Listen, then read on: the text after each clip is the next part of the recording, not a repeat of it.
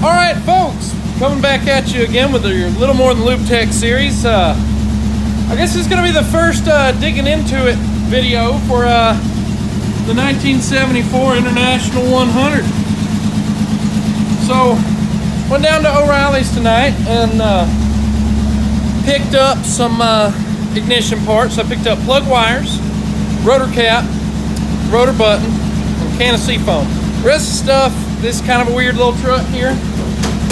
O'Reilly's is going to have to wait to order it. So if I'm going to have to wait to order it, the whole point of this channel is doing stuff on a budget, doing it cheap, and teaching young people you can. So Rock Auto is probably going to be my move for spark plugs, which they had, but if I'm buying some other stuff, I think you get a discount on small items if you buy some other stuff. So, carburetor rebuild kit, spark plugs, points and condenser, a few things like that I'm going to get off Rock Auto. So I'm going to go in the house, get changed. Our faithful cameraman, Mr. Ching Chong Potato himself, Grant Jarrett, will be over here in just a minute. I think we'll have a pretty fun video for you guys, so stay tuned.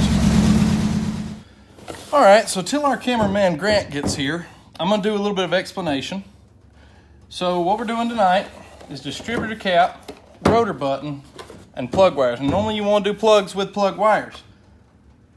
But sometimes when you're on a budget, you do things by the paycheck, you do things by the trade, you do things by the job when you have the money to do it. These are things that I know probably need to be replaced on this truck. So I'm going to explain what those things do, how to know if they're bad.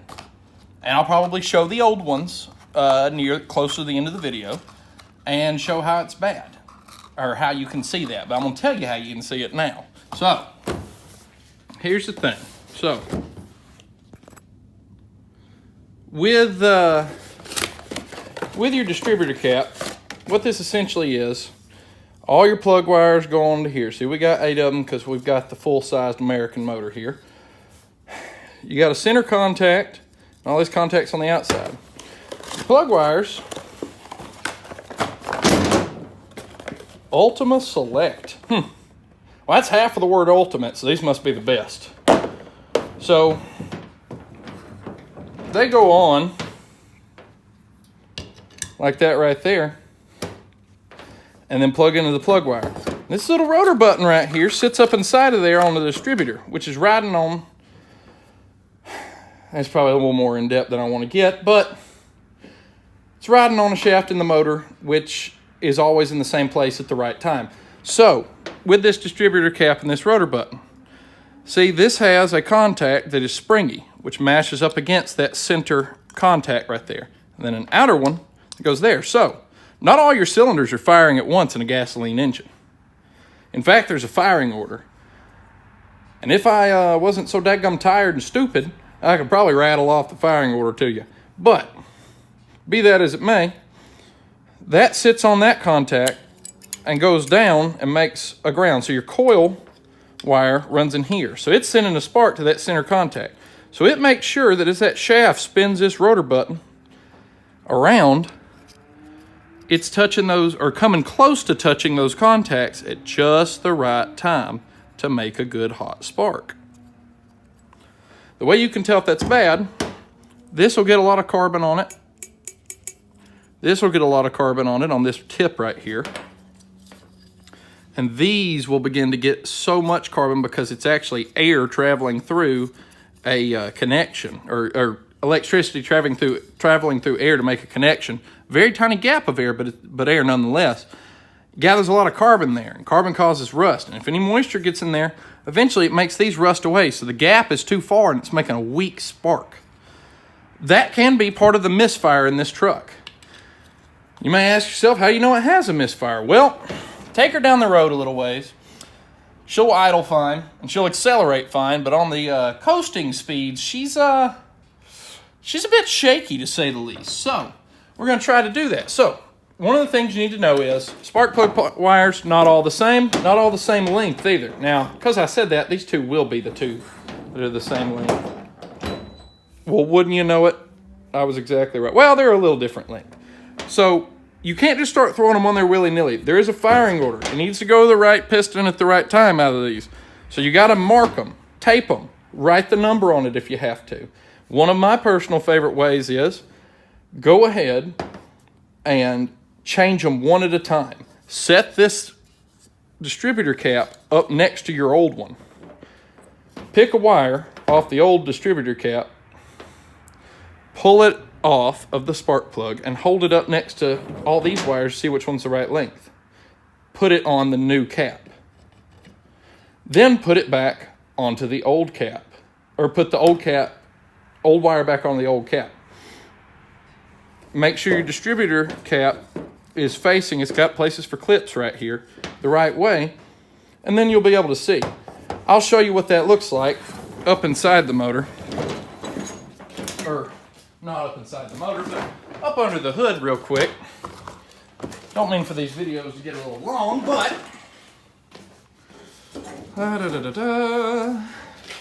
where are you, hood latch? Yeah, need to oil that. So here we are inside of the engine bay. See that octopus right there? That's the lightning whirler distributor cap. Look how complicated it would look to try to figure all that out. Now it's really not, but it's a lot more of a pain in the butt to try to figure it out late at night when you're almost done and you realize, oh crud, I pulled all the wires off and don't remember which plug they go to. So what I'm saying is you take it and one at a time match them, then just change out the whole cap with the new wires on it that already have it. You take the new wire, put it back on the plug wire that you just pulled off each time down on the plug. That way, then when you get done switching them all out, the new wires are all already on the right plugs. All you got to do is set that cap down right there. So that'll be what we get into in this video. I chose for this video to go with Ultima wires and Master Pro ignition parts. Now, Master Pro, I mean, you think about this. That's got both the word master and the beginning of the word professional. So these must be the best parts. They were also the cheapest parts. So, I reckon I'll see you again when we start to get right into it. So, while we wait on Grant to get on a good pair of pants for this, apparently he wanted to look nice for you guys or something. This is the inside of the old distributor cap. Now, if you look down in here, these contacts don't look too bad, but as you can see that line right there? They're starting to get burnt, which will give you a weaker spark than you need, not burn all your fuel, and cause you to use too much fuel to get more power, and it's just not good. Now, when you pull it off, I have to get us some light down in here. Hold that one in my mouth. You're gonna have to learn to hold a flashlight with your mouth, kids. So, your rotor button, right here is the old one, just sits on that, and it can't really move a whole lot out of where it needs to move. And you just pop her off. Now on it, rotor button, not a whole lot of bad carbon there, but she is starting to get kind of rusty and worn there. So we might as well change it since we sell the parts. These are not by far even close to the most heinous ones I've ever seen. I mean, not even close, still running. But I've got the parts, needs to be done. And I'd like to know it's fresh. You might ask me, Jace, why are you putting all these new parts on this old truck? Well, for one, I have almost nothing in it. So everything I put in it's an improvement. The other thing is the good Lord tells us, the good book tells us to take care of the things that the good Lord blesses you with. I've been blessed with this jewel right here. And I'm going to take good care of it. The whole time it's mine. I'm going to take the best care of it I can. Because that's what we're told to do. A lot of folks don't take good care of the things they have. They have nice cars, nice new trucks, and don't take care of it. But then you see an old man with a truck like this, still driving it down the road. Bought it new. You know why? Because he took care of the things the good Lord blessed him with.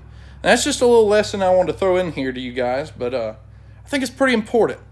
Y'all need to learn to take care of the things that you have and that you're blessed with, because everything we have in this world is a blessing. So when Grant gets here, we'll probably time-lapse me and him blitzing this, because I kind of showed you guys how already. Like I said, pull the wires one at a time off of the distributor cap, old distributor cap, and off of the plug. Then match it to a length of the new wire, put the new wire onto the plug, and then put it on the same position on the new distributor cap. When you get done, you can literally just pop the new cap down on there. So, since that would take a lot of time to show each and every one, I was just going to explain that one and probably time-lapse it. But really hope you guys enjoy this video, and if you do, give it a like. Thank you.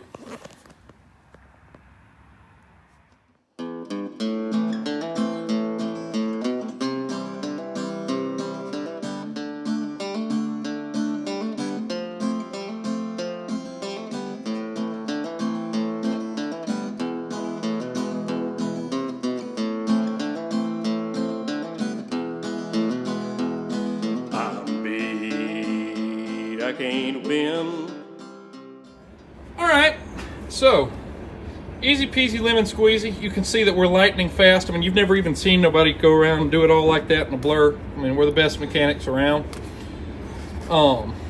So then your last thing you want to do is you take this old short fella right here. He's the coil wire. You change him out. See, I don't think that wire was doing too good anymore.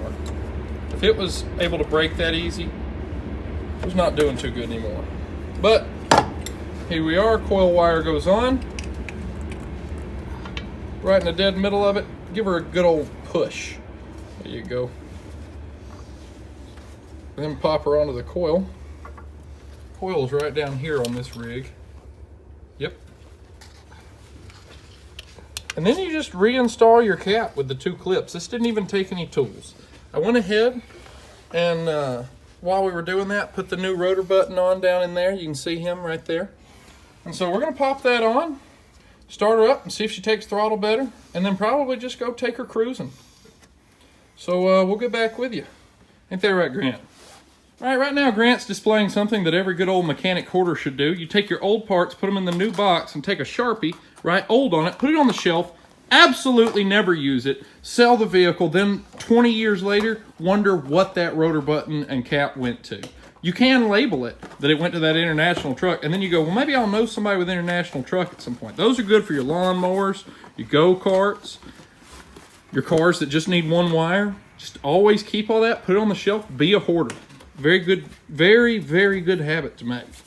So, Grant, if you'll take the camera for a moment, and I'm going to start the old gal up. I guess I need a key because it actually did manage to lock the column this time. Ain't figured out that pattern yet.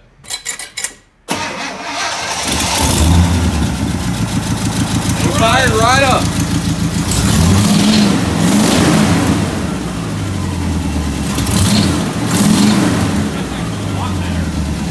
Just like she rolled off the showroom floor. I mean, just brand spanking new, baby. So we'll get right back with you. And a 1, and a 4, and a cheap Sean potato. As always, this has been Little More Than Lube Tech, sponsored by the Hartzell Hamlin Express Lube. That there's how you change out a set of plug wires. Now when I reach in there to adjust my carburetor in a parking lot, because I feel like it's not running good, maybe, just maybe, I won't shock myself on those corroded old wires. So thanks for tuning in. Leave a like, leave a comment if I figured out how to make that possible yet. For some reason YouTube's making that difficult, but we got some test driving to do. So we'll see you folks on the next video.